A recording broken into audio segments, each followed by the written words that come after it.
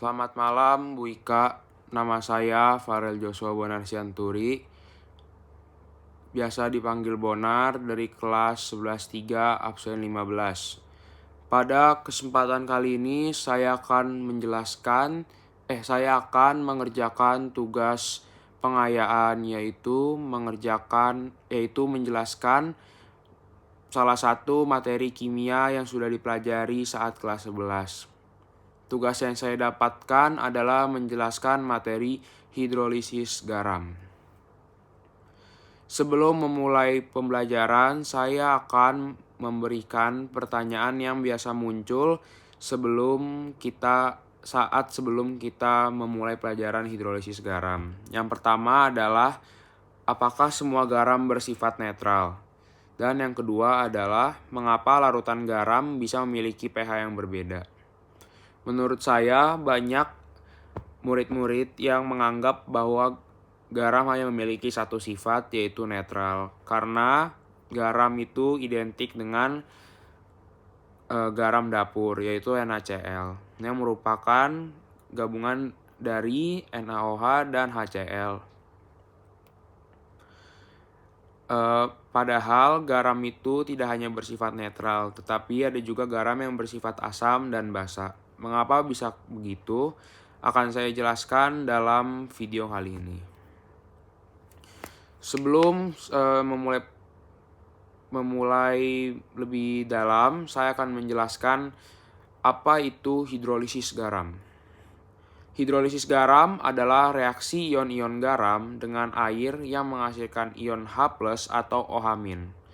Atau bahasa simpelnya adalah hidrolisis garam adalah reaksi antara ion-ion penyusun garam dengan molekul air. Reaksi ini dapat menghasilkan ion H+ yang menyebabkan larutan menjadi asam atau ion OH- yang dapat menyebabkan larutan menjadi basa. Ketika garam dilarutkan dalam air, garam akan terurai menjadi ion positif atau kation dan ion negatif atau anion. Beberapa ion dapat bereaksi dengan air sehingga memengaruhi pH larutan. Selanjutnya, mengapa hidrolisis terjadi? Hidrolisis terjadi karena adanya ion yang berasal dari asam lemah atau asam basah. Sebaliknya, ion yang berasal dari asam kuat dan basa kuat umumnya tidak dapat bereaksi dengan air. Sebagai contoh, ion Cl- berasal dari asam kuat HCl, sehingga asam kuat HCl tidak dapat mengalami hidrolisis. Yang kedua, ion NH4 berasal dari basa lemah NH4OH, sehingga dapat mengalami hidrolisis karena NH4OH merupakan basa lemah. Jadi, kunci menentukan hidrolisis garam adalah melihat ion penyusun garam tersebut.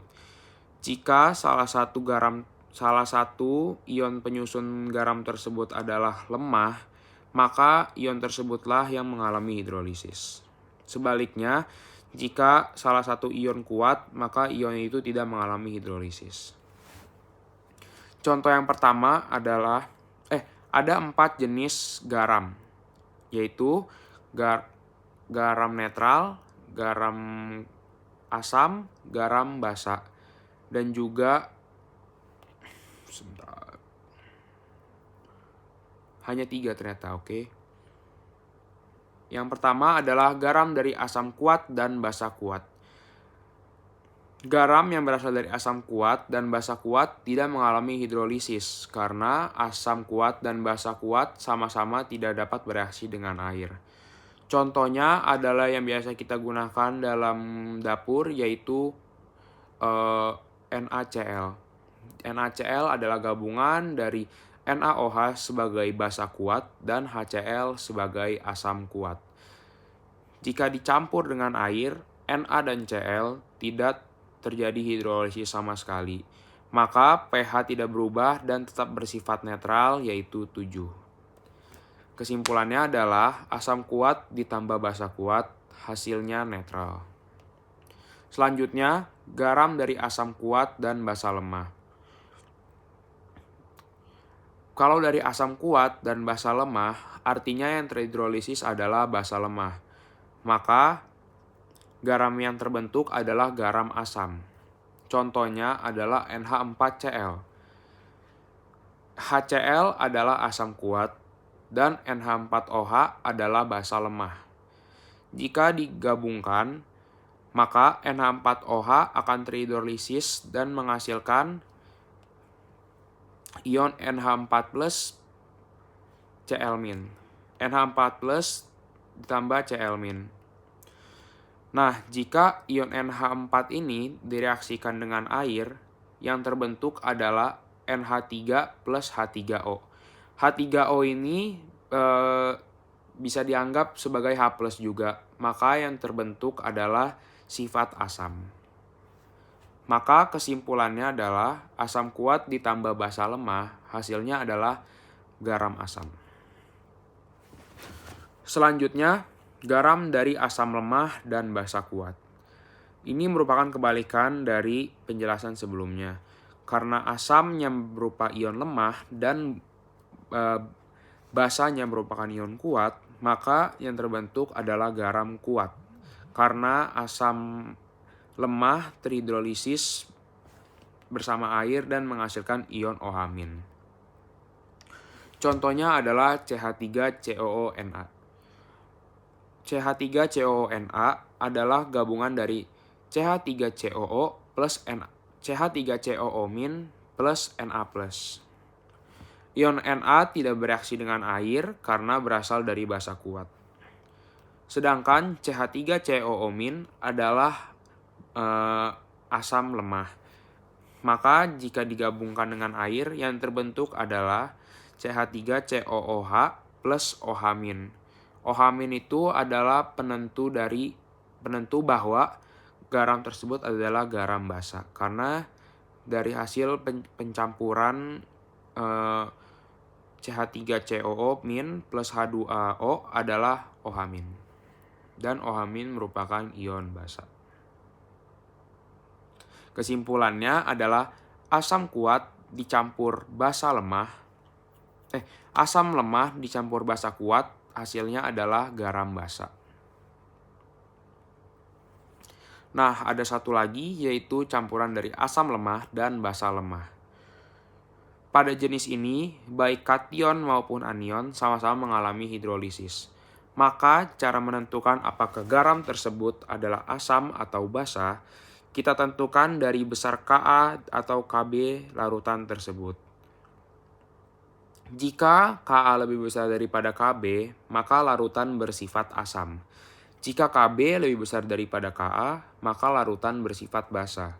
Dan jika Ka sama dengan Kb, maka larutan bersifat netral. Ka dan Kb biasanya dijelaskan di dalam soal dan kita tinggal memasukkan rumus untuk menghitung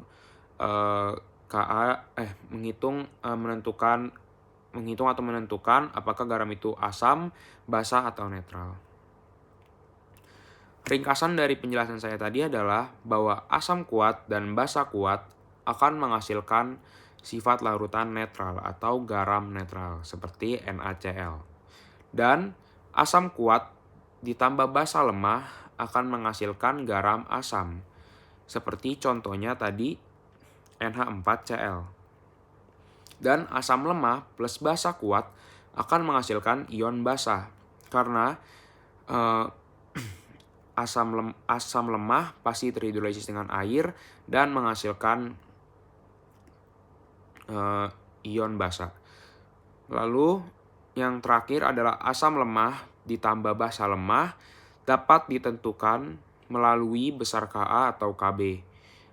Maka asam lemah dan basa lemah jika digabungkan itu sifatnya bisa bersifat asam, basa, atau netral tergantung Ka dan Kb. Contoh soalnya adalah misalnya kita disuruh menentukan sifat larutan dari NH4Cl. Nah, cara menentukannya adalah kita tinggal mengurai kedua ion yaitu ada NH4OH ditambah HCl. Nah, NH4OH itu kan basa lemah dan HCl itu adalah asam kuat. Maka jika dilihat dari ringkasan yang sudah dibuat, Karena N4OH adalah basa lemah dan HCl adalah asam kuat, maka akan terbentuk garam asam. Sesimpel itu. Dan artinya pH larutan dari garam tersebut adalah kurang dari 7. Nah, kesimpulan dari materi pembelajaran kali ini adalah hidrolisis garam adalah ion-ion garam dengan air yang dapat mempengaruhi pH larutan. Garam dapat bersifat netral, asam atau basa tergantung pada kekuatan asam dan basa pembentuknya. Untuk menentukan sifat garam dengan cepat, kita cukup melihat apakah garam tersebut berasal dari asam kuat, asam lemah, basa kuat, atau basa lemah. Sekian penjelasan saya untuk tugas pengayaan kali ini. Saya Farel Joshua Bonar Sianturi mengucapkan terima kasih.